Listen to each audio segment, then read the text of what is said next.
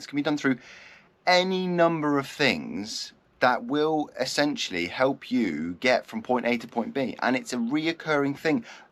3 years ago, right, I needed to smoke weed to go to sleep.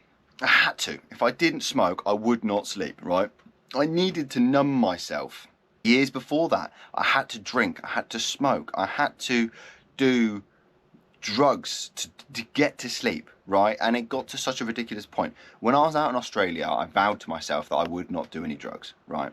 Especially not to the point that I was doing them before I left. And I did it. I went a whole year sober to this day. And I may have smoked a little bit of weed with my friends every now and then, but I don't smoke weed anymore when I go to sleep because I don't need to, right?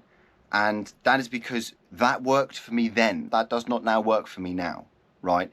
If I try and smoke weed now when I go to bed, I'm up for hours. My mind's racing, right? Completely different version of myself now than I was back then. So what I need to do now is I need to do things, and I feel old when I do it, right? And I feel like I'm not 25 years old, I feel like I'm 70 years old, right? I need to read a book. If I'm sat on my phone watching TikTok and stuff, I just can't do it. And I know that that has a different effect with the hormones and stuff that are being released. And I need that, it's the serotonin and stuff, and it's not allowing my brain to unwind. But, that did work for me. You go back last year, I'd watch TikTok right up until, and I'd fall asleep watching it, right? And it wouldn't be an issue.